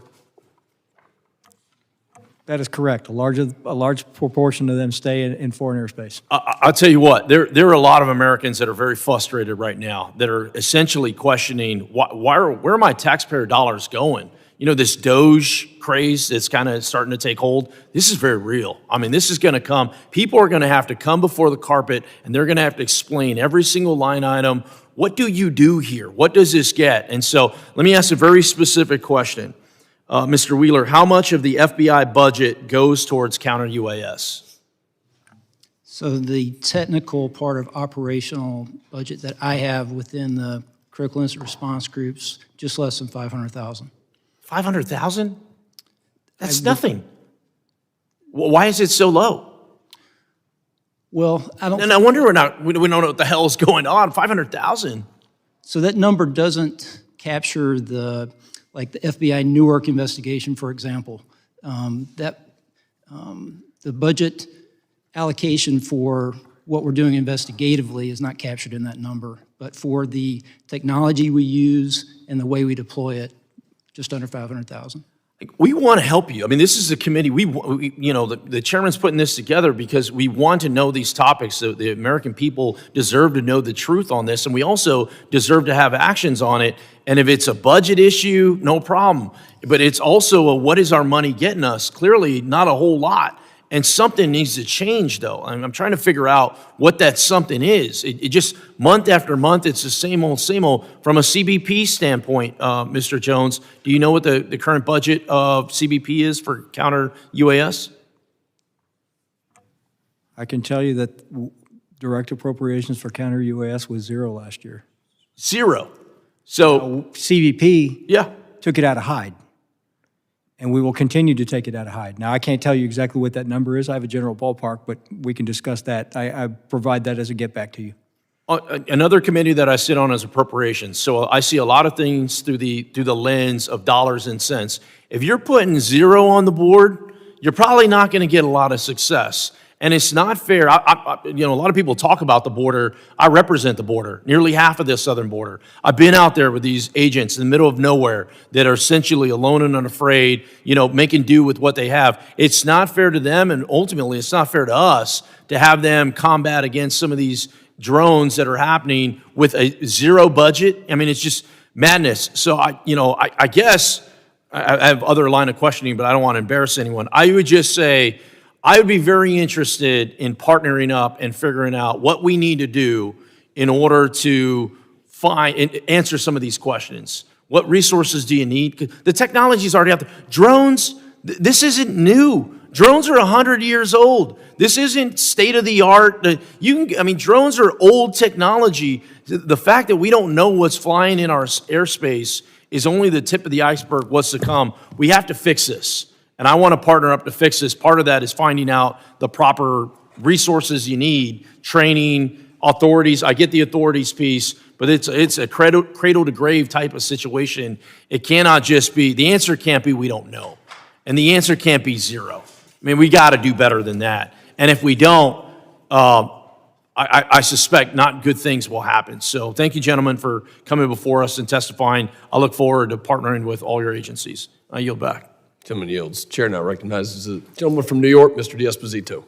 Thank you, Chairman, and I sort of feel the same way as my good friend, Mr. Gonzalez. This is like deja vu. We've been talking about this for a long time and seems to be not getting much answers. I mean, the chairman and I visited New York City probably close to 2 years ago. We met with the leadership in the NYPD. It was probably one of the most rapidly growing drone use in the country.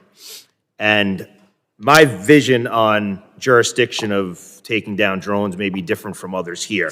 But first, I think it's important to quickly focus on stuff back at home. I mean, these drones over New York and New Jersey, flying over critical infrastructure, flying over some of, whether it's the Verrazano Bridge or others, I mean, I have to agree with my colleagues. The fact that we continue to say that we don't know what they are, we don't know what they're doing, I mean, the American people are looking at us and they think that we're lying to them because they think, how could you possibly not have answers to drones flying over some of the most critical airspace in the country? So, I mean, if we're expecting the American people to believe in the information that we're giving them, I think we do need to do better. And that's none of your fault. I mean, the fact that there's only $500,000 in drone expenditures appropriations. I mean, that's absolutely insane, and I hope that it's something that my colleagues work on. But as many have already pointed out, drones continue to rapidly advance and become more readily available. Along with the expansion, threats from drones being used by bad actors have only increased, as all of you have mentioned. Right now, counter-UAS authorities are restricted from local law enforcement agencies, leaving it largely in the hands of federal agencies.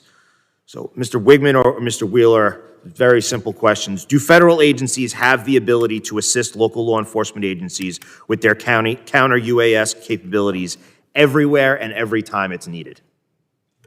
Not today. That's what we're seeking from the Congress. Yep. Yeah, that's absolutely correct. Are there events and places that would benefit from counter-UAS capabilities that federal agencies are simply not able to cover? Absolutely. There are. Yes. All right. In your submitted statement, you both said, quote, we need to empower state, local, tribal, and territorial law enforcement agencies across the country, which are primarily responsible for keeping our citizens safe at the local level, to take the steps needed to protect their communities from the emergency threat. This past year, right in my district, in the middle of my district in Nassau County, we hosted the 2024 International Cricket World Cup, including the India-Pakistan match. While there were drone-related threats from ISIS ahead of the tournament, the federal government was only able to assist with their counter-UAS capabilities for a small portion of the tournament. What is the current impact of local law enforcement not having these authorities? And I'll leave that to any of you. Well, I think that's the main thing, is the capacity. We need more capacity to be able to do the mission, and we strongly support state and local jurisdictions having that capacity and the authority and the ability to help. Right. And I think I'm sorry, Mr. Woodman, I didn't mean to No, interrupt. that's right. And just to answer your question also, Mr. Congressman Gonzalez as well, I mean, I think all of us on the panel share your view that we need to do more and more resources. If we do get the authorities, we will certainly need more resources. Even if state and locals are doing it, that will require training and additional work and approval on our end. So more resources, more authorities, those are all things that we would support. Yeah, and I think it's important to point down and to spread the message, because I think there's a lot of false information being spread about law enforcement agencies trying to say that, well, they don't want this added enforcement. They don't want to take on this responsibility. I mean, we had a hearing in this room just hours ago where the commissioner of the Nassau County Police Department, Patrick Ryder, was here, and he has been advocating in his position as commissioner, as his position as a member of the Major City Chiefs, that this is something that local law enforcement agencies, not only do they need it, they want it. And I think that we have the opportunity throughout this country to make sure that law enforcement agencies, there is some sort of consolidation. There are many law enforcement agencies that border one another that could help each other deal with this, I'll call it a burden, but this added burden. But they're willing to do it. Why? Because it makes sure that people can be kept safe. We can make sure that in instances like the World Cup back in my district, or as Mr. Jimenez was talking about the summer games in Miami. I mean, to depend on the federal government, and the federal government is telling us, well, we can only help you some of the time, even when you have threats from ISIS, I mean, that's a huge problem. And it's one that we need to address not only here today, but moving forward. And Mr. Chairman, my time has expired, but thank you for continuing to bring this to light. Gentleman's time has expired. The chair recognizes the gentleman from Arizona, Mr. Crane. Thank you, Mr. Chairman, for holding this hearing today. Thank you, gentlemen, for coming today. I got an article right here, mystery drone spotted over New York, New Jersey, prompt calls for federal investigation. I believe this was Breitbart News. I want to start with you, Mr. Wheeler from the FBI. What can you tell us about what you guys do know? So the public reports and what we have from eyewitness sightings, some of those very credible police personnel and others are what we describe as unidentified drones. We do not know the particular specifics of what those drones are. Some are described as being slightly larger than a commercial available drone. Fixed wing as well as rotary. We have helped analyze with our partners video and pictures of what those look like, what have been submitted. Part of that is these over 3,000 tips from the public, and to look at that. But as I previously stated, we don't know the people responsible behind that, and that's what we're working on. Yeah. What did you say the FBI was spending on counter-drone? My budget that would specifically include the technology that we use. Is it 500,000? It's 500,000. What? That doesn't seem nearly adequate. Why do you feel like there isn't a push within the FBI to keep up with modern warfare and modern threats? So we're What is the budget for the FBI right now? roughly 11 billion. Okay, why do you think as warfare changes, and as you know, sir, warfare is changing drastically right now overseas, especially with Ukraine and Russia and the development of drone technology, why isn't the FBI taking this threat more seriously? And that's obviously reflected by the budget that you guys have assigned to counter-drone technology. I have a limited capability that is embedded within our emerging threats unit for surveillance issues. That allocation of resources, that research, that operational deployment of our capability is what we have today. I would imagine that this would grow over time.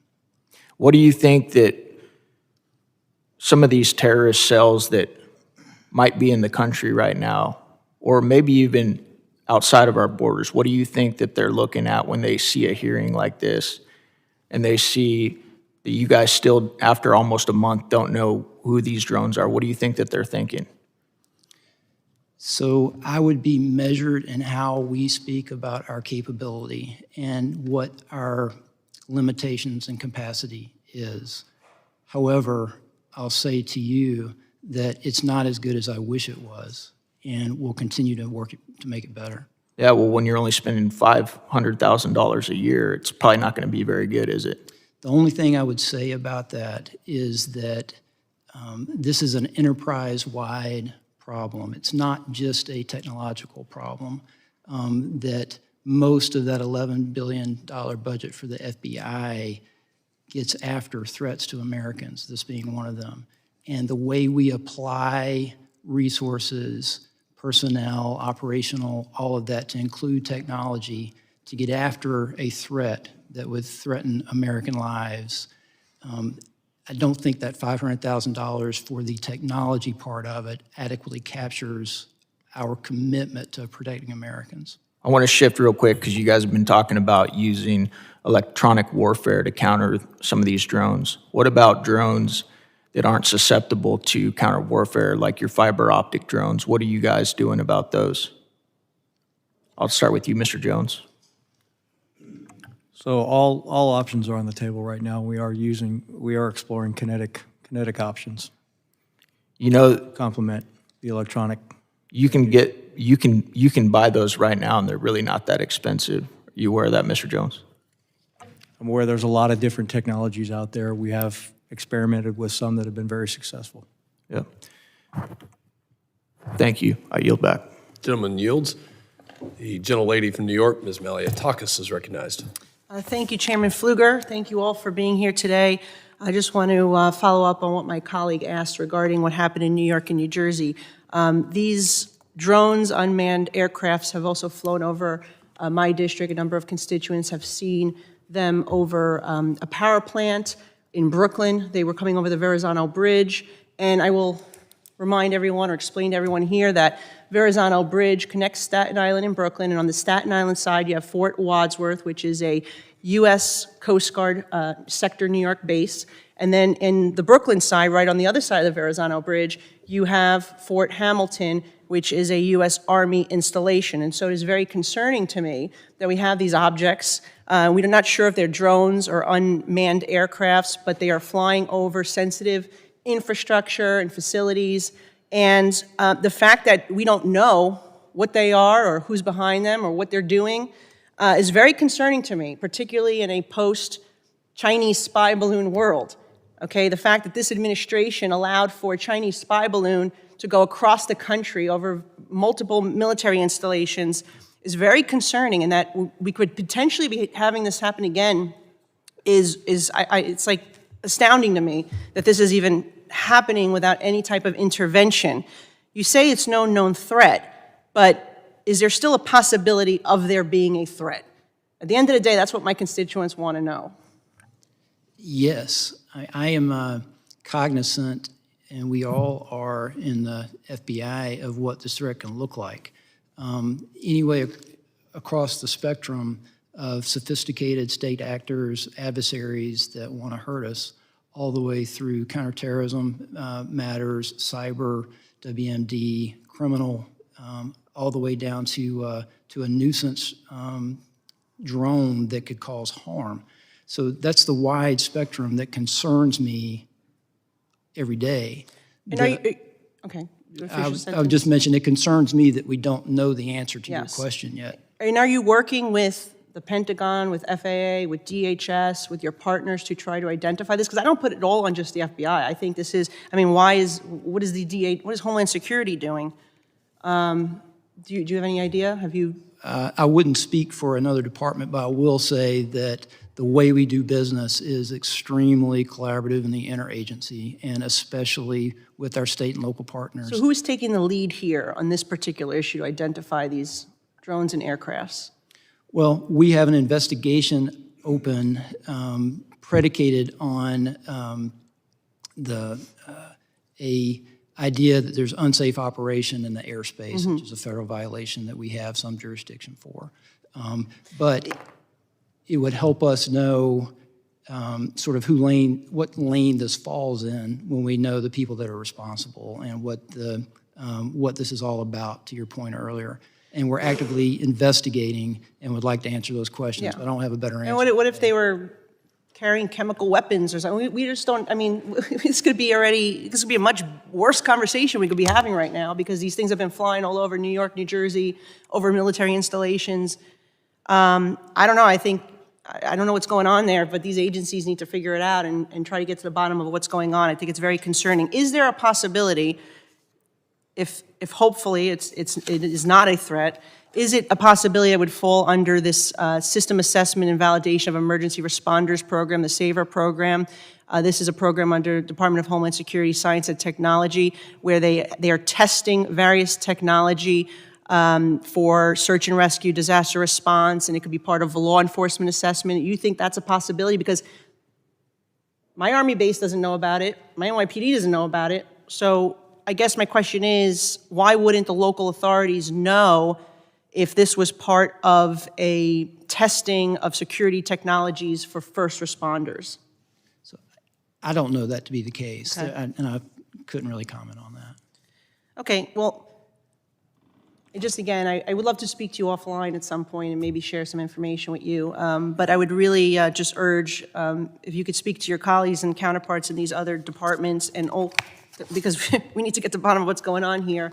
And if it is something that is not nefarious and is one of part of these public safety applications that are being tested, they need to coordinate with the local authorities. So my guys in New York, NYPD, they know that it's not a threat. I would agree. All right, thank you. Gentlelady yields.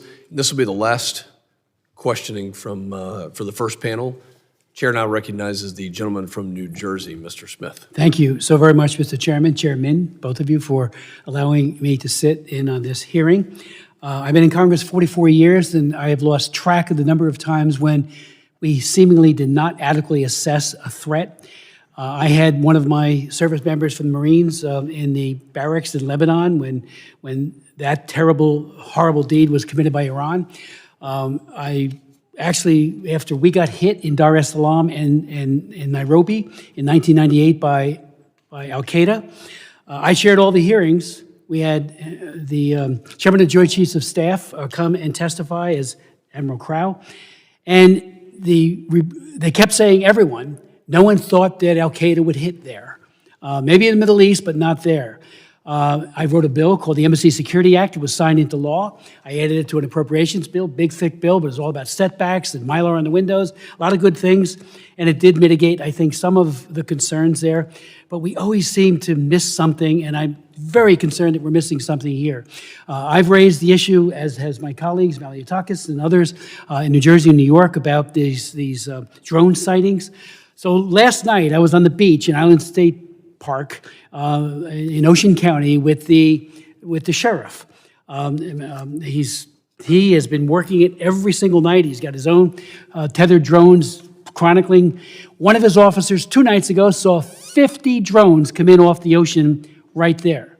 So we thought maybe they'll replicate it. They didn't, but we thought it was a possibility. Last night, we had a number of other people there, including a commanding officer from the Coast Guard, who said that one of their 47-foot motor lifeboats was followed by between 12 and 30 of these drones as they went through the water, followed right behind them. And I said, what's the rules of engagement? I mean, you do it if you're fighting against a narco trafficker or something. And they said, we don't know, we don't have any. So I did reach out to the commanding officer at the Joint Base, which is also in my district, and talked to him, had a very good conversation, Colonel Anthony Smith, Joint Base Fort Dix McGuire, the 87th Air Wing, Air Base Wing today. And I said, I know you have the capability, you've put out press releases, to identify and bring down drones. Why can't you deploy them, at least to the ocean? Bring one of these down, find out who's doing it. They have the capability. He said, well, we don't have the authority, only within the parameters of our base. Well, there's a national interest here. Our jets fly over the ocean all the time for trading, so that perimeter is larger. So I did write Secretary Lloyd Austin, asking that that capability that may be sitting in a closet somewhere, I know they use it all the time, but, you know, bring it out. And I'm not saying you got to share it with the sheriffs. It'd be nice. Just do it yourself in the interest of the American public. So I would ask if you would echo that request. I mean, DOD's got the capability, and maybe Homeland Security does as well. When we had a Zoom meeting with Secretary Mayorkas, our governor put it together, and I appreciated that. But I asked them, why can't we just track where they go to? Seemingly they're going out to sea, to something, a ship. We don't know for sure, but they come in off from the ocean. So the question really is, can't we just get DOD to share? In my first term, DOD and VA did a great thing, the DOD-VA sharing agreement for healthcare capabilities. It was fantastic. Why can't the DOD share this with Homeland Security, with FBI and others, so that you can go out and find out who they are?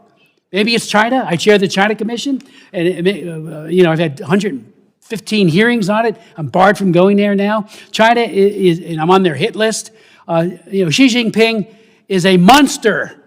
Look what Putin's doing. They're all capable of doing horrible things to our people, and now they're threatening my good friend and colleague from New York, and of course, New Jersey, big time. So let's go get that DOD capability and find out, and put to rest the question, who is it?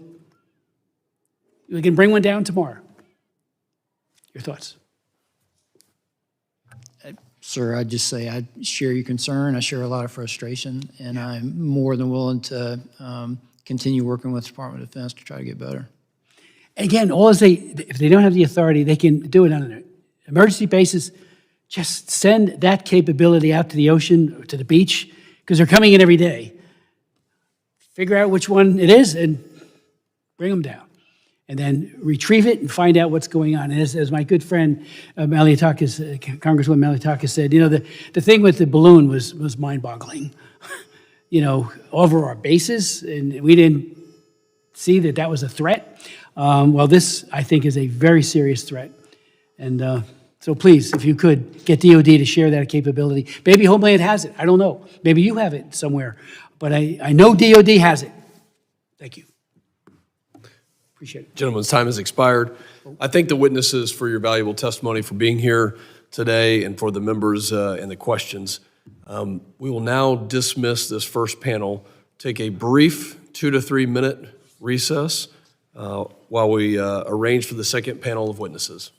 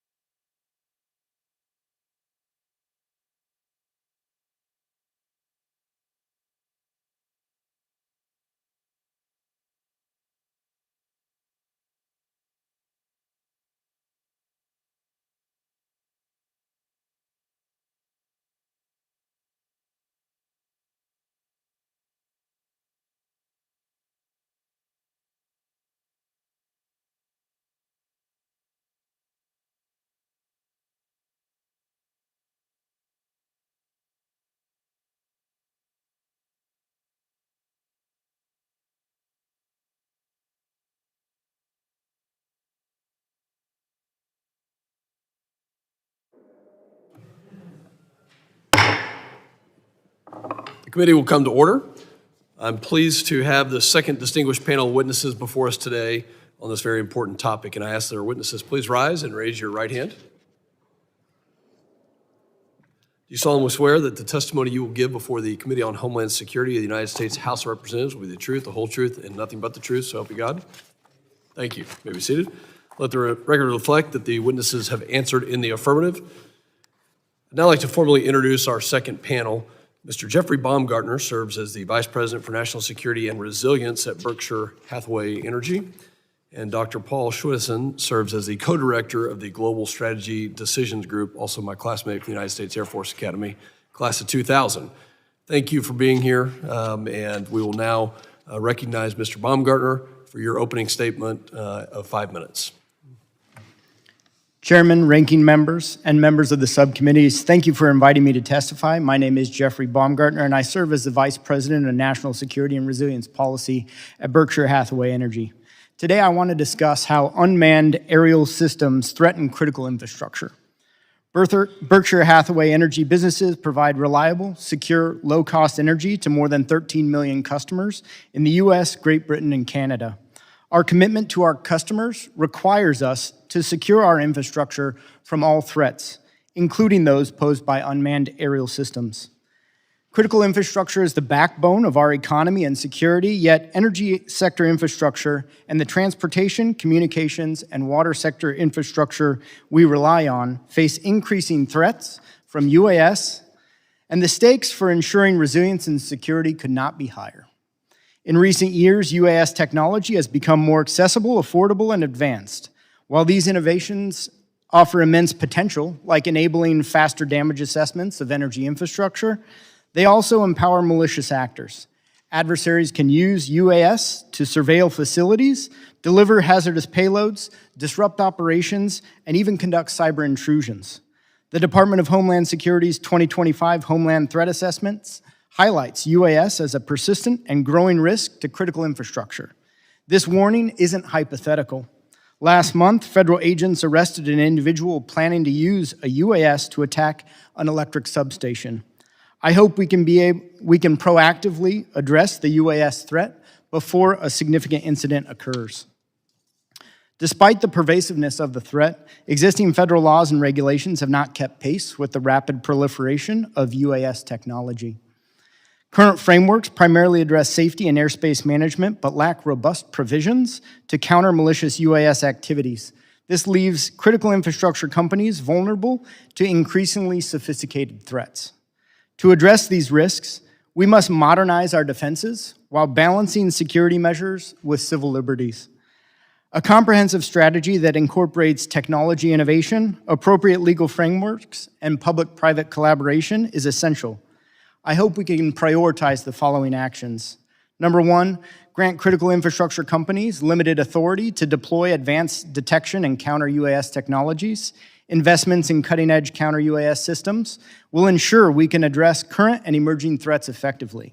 Two, identify formal mechanisms for sharing actionable information about UAS threats and enable law enforcement at all levels with the tools and legal authorities to address UAS threats effectively. The third is advanced research and development. Collaborative R&D will improve the ability to neutralize UAS threats without collateral damage.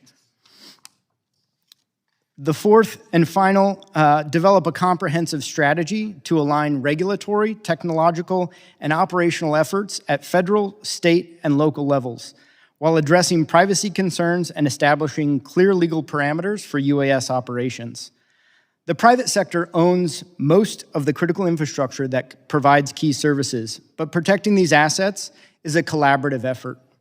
The National Security Memorandum on Critical Infrastructure Security and Resilience rightly emphasizes this partnership. However, existing counter-UAS authorities for DHS and the Department of Justice are set to expire soon.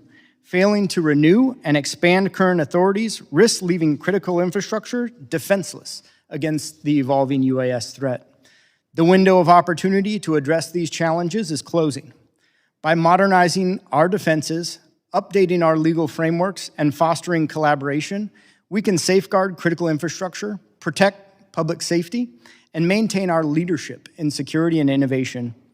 We are ready to work alongside this committee, a coalition of critical infrastructure companies, and relevant stakeholders to effectively protect our critical services against the evolving UAS threat. Thank you for holding this hearing, and I look forward to your questions. Thank you, Mr. Baumgartner.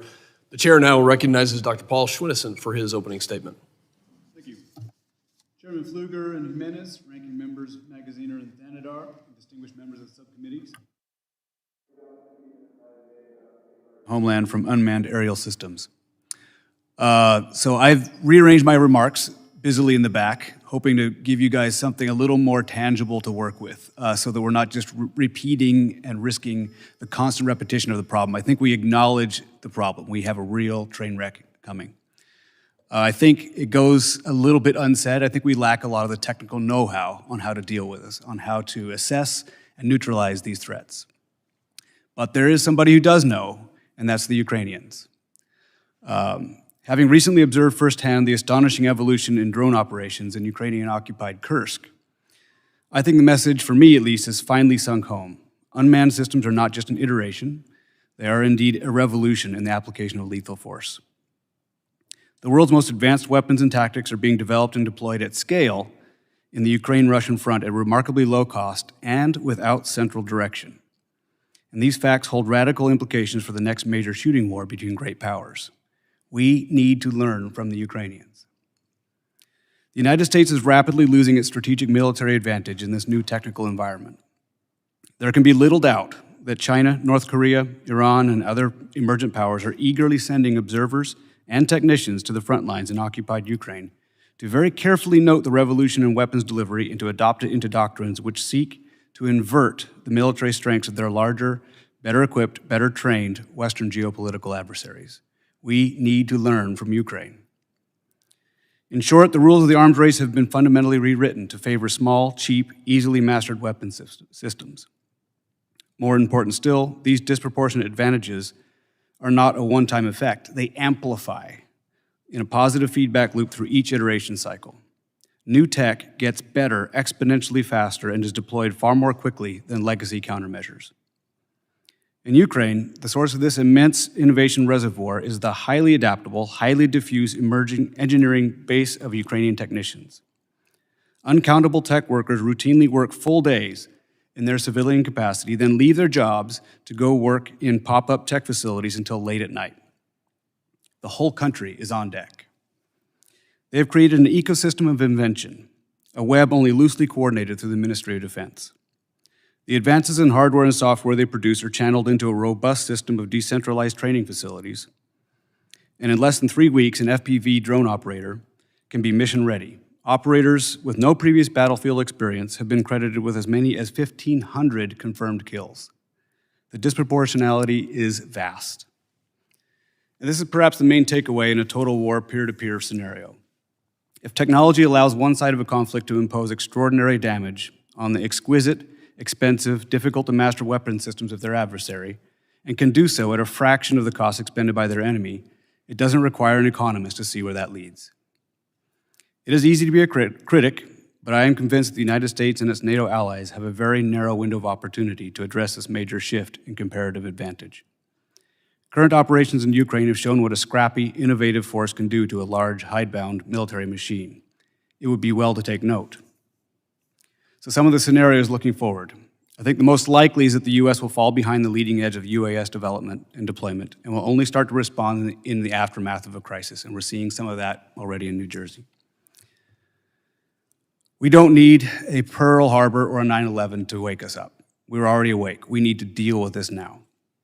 So the best case is possibly, conceivably, that we can avoid this kind of depressing scenario through a well-orchestrated demonstration.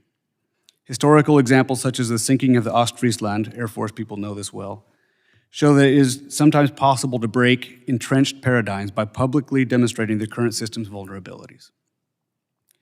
When understood by the right audiences, these demonstrations can shift doctrine development and tactical training in new and constructive ways, preferably before the lessons are learned the hard way. We need to learn from Ukraine. It's time to get a task force to mop up information, go out there, sponge this stuff up, and learn from what they're doing, and learn this information from in theater and get up to speed as soon as possible. Thank you. Thank you, Dr. Schwinneson.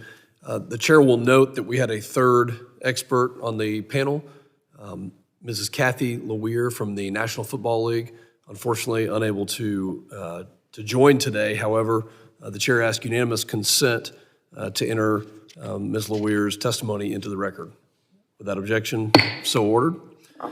Now recognize myself for 5 minutes of questioning as we did prior. Dr. Schwinneson, I'd like to focus on something here. Policy versus technology. What is our issue right now? Is it not enough technology? Is it not keeping up with the technology? As you mentioned, maybe we're being outmaneuvered in a lot of cases by the Russians, and the Ukrainians may have some information that we can learn from. Or is it a policy issue here as we protect the homeland, or is it both? Yeah, I do think it's both. I think it's a combination of the two. I think we have created a policy thicket of bureaucracy that basically stifles the innovation space. Right? I do think we have a technical know-how problem, or at least we know for a fact that Ukrainians have a technical know-how solution. Right?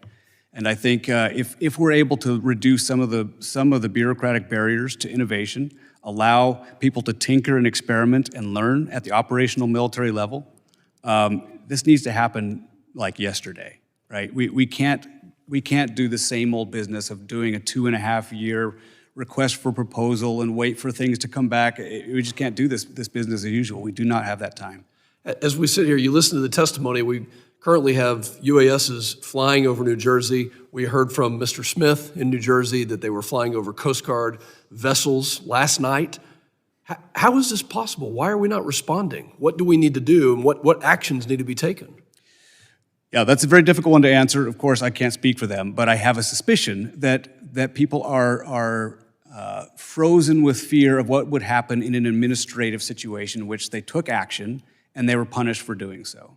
That they shot down a drone, God forbid, and the debris hit somebody's house, and all of a sudden they're on front page news. And so people are acting out of a sort of sense of self-restraint here, which is being promoted by our policy environment. So when it comes to technology, we need to focus on our offensive technology, lessons learned in the Ukrainian conflict where they're leveraging UAS systems everywhere. We need to focus on our counter-UAS technology, and our policy needs to improve in order to counter it and give the authorities that we need while protecting privacy of citizens here. Yep, I would say so, absolutely. I'll come back to you in a second. Mr. Baumgartner, what's the most catastrophic event in the energy industry, critical infrastructure, that we need to be thinking about and planning for to prevent? I mean, luckily we haven't seen a significant incident. I think from an imagination perspective, certainly something with a payload like the gentleman from Tennessee who was planning an incident to drop a payload into a substation. You could imagine that at a larger scale and impacting or identifying more critical infrastructure from generation to substations, or even on the pipeline side, a liquid natural gas import-export facility. So my district, the Permian Basin, 6 million barrels a day, needs to be protected, and the authorities, in some cases, as you recommended in your testimony, should be delegated to private companies, in some cases, to both identify and also mitigate if needed. I think that energy infrastructure in your district should be considered to be protected. Now, how that gets to a place where we can do that as the private sector, there are probably steps to get there. We have great relationships with local, state, federal law enforcement, and are happy to take an intermediary step to work with them to ensure that we understand the technology, the appropriate technology is in place, and we can implement that technology in a future state. Thank you. Dr. Schwinneson, we'll go back to the services for a second and the race for technology. Let's focus on the Air Force, our alma mater, the Air Force Academy. How would you characterize the responses that we're seeing out of DOD, specifically the Air Force? Are they doing it fast? Is it neat in its approach? Or is it just average? Yeah, right. I think it is below average, it gives me no pleasure to say that, but I think we are not taking it seriously enough. Again, it is as if everyone sees the train coming, everyone agrees the train is coming, and yet no one is taking any steps to get out of its way. Everyone is assuming that somebody else is doing it, and there's just no sense of urgency or coherent activity to address this issue. And again, that's easy for me to say. It's easy for me to throw spears from the sidelines. But I do think that one of the things we can do is leverage our very good relationships we have with Ukraine. We've given them a lot of resources, and they're quite willing and eager to give us something back in return for it. We should be mopping that information up right now. We should be sending people there right now. Thank you very much. My time's expired. I recognize the ranking member for his questioning. Thank you, Chairman, and thank you both. Dr. Schwensen, I want to begin by commending you and thanking you for your assistance to the Ukrainians. I have to remind, unfortunately, some of my colleagues from time to time that Vladimir Putin is not our friend, that the cause of the Ukrainians is the cause of freedom and democracy, and that Russia continues to pose a threat not just to Ukraine, but to American interests all over the world. And so I just want to thank you for the work that you're doing over there, because that is the front line of freedom today. Thank you. I was interested in your written testimony when you expressed some skepticism in the effectiveness of signal jamming technology to mitigate risks from UAS on the battlefield. I was wondering if you could expand on that. Why are you sort of skeptical about the effectiveness or the promise of signal jamming and other counter UAS technology on the battlefield and also writ large? Sure. I claim no engineering expertise in drone warfare, but all I can do is say what I've seen, which is that in the world's most intense EW battle space, which is the Ukrainian-Russian front at the moment, it is an electronic warfare chaos, right? And so what people used to think about the ability to jam drones, which is what some of the speakers we had here are talking about, which is 2 years old, which at this point is effectively a century-old obsolete information. Jamming doesn't work the way we think it does. And there are so many new developing technologies on countering the counters, right? They've already gone multiple layers ahead of us. At this point, they're doing AI pixel lock technology that doesn't have any RF frequency whatsoever. They're doing ambush technology where they're not needing to have any kind of communication between operator and drone. So, again, I don't know the specifics beyond what I've just seen, the tip of the iceberg, which is that, the jamming solution is not a one-size-fits-all, that's the silver bullet. It might be a piece of a suite, but that's only a piece. Yeah, and I recognize that you've thought about this in sort of the DoD space more perhaps than Homeland, domestic law enforcement, et cetera, but I imagine the lessons are transferable. What do we need to do specifically in order to go from being laggards to leaders on this? You referenced procurement issues and kind of speeding that up. You referenced, bringing a spirit of I guess, inventiveness and innovation. But are there other specific things? I mean, is there training that we should be looking at deploying across the federal government? Is there some kind of specific workaround to procurement rules that you would recommend? Like, what are the nuts and bolts of what we should be doing in order to take back the advantage? Yeah, I do think Yankee ingenuity is one of our comparative strengths, and we need to take advantage of it. And one of the ways to do that, this is not an especially sexy solution, so I say that with apologies in advance. But I think one example of an idea is to, at the DoD level, get drones down to the absolute operational level of units, so they can begin to tinker.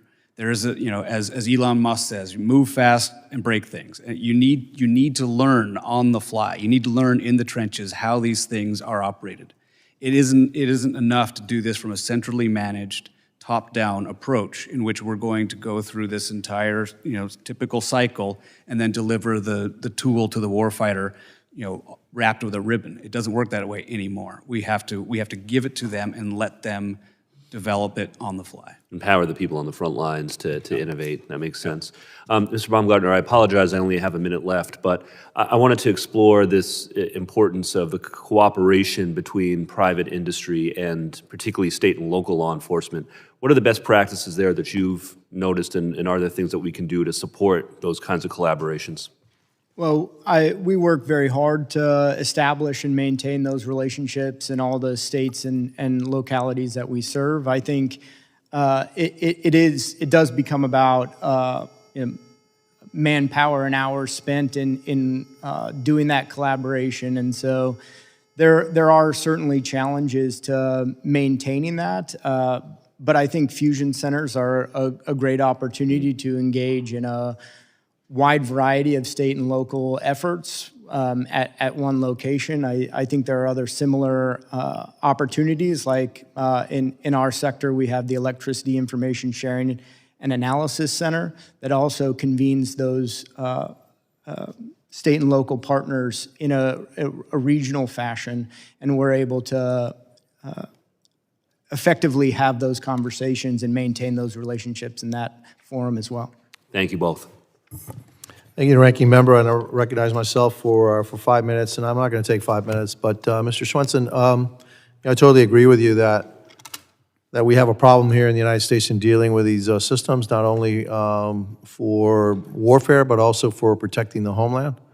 I would think that what part of the problem is that you got $500,000 in the FBI. I'm sure you have $500,000 in some other agency, and you got all these agencies working on the same issue, and then it's not really centralized. There's no planning, et cetera. Maybe airports are trying to do their thing, and the FBI is trying to do their thing, and Customs and Border Protection is trying to do their thing. Would it be beneficial to try to put this all together and just focus on the unmanned aerial system threat in the homeland? I have to say I lean that way. I hate to beat a dead horse here, but the Ukrainians have once again shown some ways to deal with this. They have stood up their entire separate new force, very much like the Marine Corps or the Air Force. They've set up the Unmanned Aerial Systems Service in the Ukrainian Department of Defense in order to do precisely that, in order to address this entire new sector of technology and how it's to be developed and applied. Probably one of the advantages that the Ukrainians had is that they had no Air Force, basically, right? And so by necessity, they needed to come up with something different that actually combated the threat. We have an Air Force. And unfortunately, what happens is that you have the resistance to change, and UAS, unmanned systems, et cetera, are a threat to the people that fly the planes, okay? And so we do need to look at this in an entirely different way. And so not only on the DoD side, where we do need to have the private sector innovate, and the RFP should be, hey, I want to knock out, I want to sink Chinese ships, all right? And just simple as that. If you ask DoD to do that, they'll come up with an aircraft carrier that costs $10 billion and all these systems. The Ukrainians are sinking Russian ships in the Black Sea with little boats with maybe 500 or 600 pounds of TNT on them. A whole bunch of them can't possibly take them all out, and basically, boom, no submarine, because that's the other thing we'd look at. Well, maybe we need to have these really expensive submarines with torpedoes and stuff. The old way of fighting war. We need to look at the new way of fighting war. But here it's Homeland Security. Look, I'm convinced that we're going to have a problem. We'll wake up when something happens, because that's always what we do. And we should be waking up right now. And so one of the things maybe that we should be looking at is how do we centralize a Homeland Security kind of focus on unmanned systems and how we protect all our infrastructure, airports, the energy system, our electricity, our grid, all of that is vulnerable. And so that's all I have to say, and I'll yield my time back, and I recognize the gentleman from New York, Mr. Diaz-Posito. Well, thank you, Mr. Chairman. Dr. Swenson, I know it was discussed earlier, and I wish some others on the other side were here to listen, because sometimes when we talk about Russia, China, and Iran, we're referred to as fearmongers. But the proliferation of drone technology from foreign adversaries like Russia, like China, like Iran, has impacted conflicts across the globe. What is the risk of such technology being transferred or replicated by domestic actors in the United States or by transnational criminal organizations across our borders? And how can we disrupt these supply chains? Well, the risk is 100%. I mean, it's if it hasn't happened already, and I'm sure it has, but if it hasn't, it's about Definitely has. Right. How do we mitigate it is again, that this is the elephant in the room, and I think the only way to mitigate these kinds of threats is to out-innovate the threat itself. This is something that we've been traditionally good at. It's something we have the technical know-how and the capacity to do. But right now we have not opened the gates. We have not gotten our juices flowing, as they say, to address these threats and out-innovate the threat. Thank you. I know we have to go vote, so I'm going to make this quick. But Mr. Baumgartner, just last month, a Tennessee man was arrested for plotting to use a drone carrying an explosive to destroy a Nashville power substation. We know that there have been additional incidents of suspicious drone activity near substations. And I think this is critically important, especially in the time that we're in where there is this big push for alternate energy sources, whether it's battery storage, whether it's wind storage, without really doing the work to make sure that we could protect these assets. In addition to cyber concerns, what physical security risks do drones pose to energy sector assets? A great question. I think payloads are obviously, as witnessed in the Tennessee case, but you could simply ram a drone into some of our infrastructure. And we do take a defense in-depth approach and try to add shielding and obfuscate certain targets. But on top of that, you could also see a situation, and we've seen published cases where they've actually used drones to enable a cyber intrusion as well. Thank you. Mr. Chairman, I yield back. Thank you, gentlemen from New York. I thank all the witnesses for the valuable testimony and the members for their questions. The members of the subcommittee may have some additional questions for the witnesses, and we would ask the witnesses to respond to these in writing. Pursuant to Committee Rule 7D, the hearing record will be held open for 10 days. Without objection, this subcommittee stands adjourned.